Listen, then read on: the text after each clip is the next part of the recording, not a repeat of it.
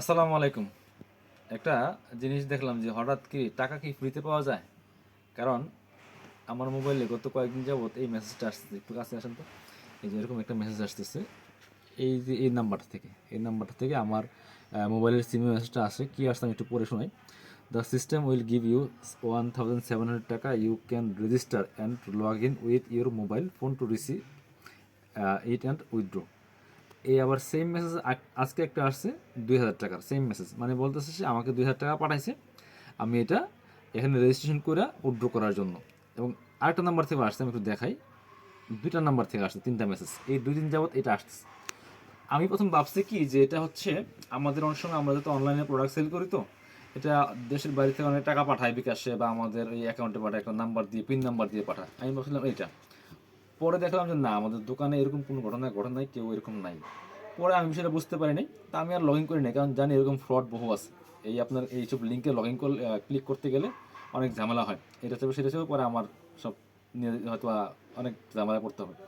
আমি আমার এক ফ্রেন্ড দেখালাম, বললো এটা হচ্ছে একটা জুয়ার বিজ্ঞাপন, জুয়ার অ্যাডভার্টাইজমেন্ট।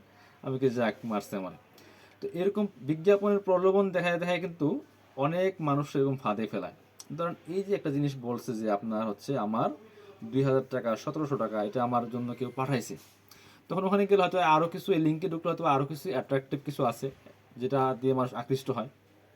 তবে অনলাইনের জুয়া দিয়ে অনেক মানুষ ফকির হচ্ছে, তার ফ্যামিলি ধ্বংস হইতেছে বাস্তব।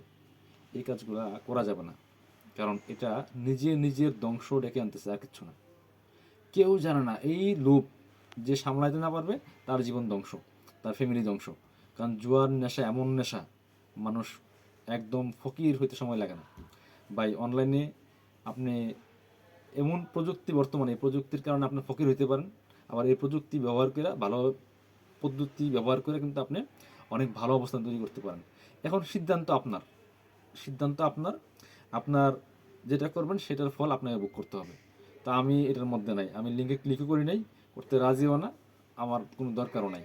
সবাই ভালো থাকবেন, সতর্ক থাকবেন, সাবধান থাকবেন, সুস্থ থাকেন, সুন্দর থাকেন। আল্লাহ হাফিজ, আসসালামু আলাইকুম।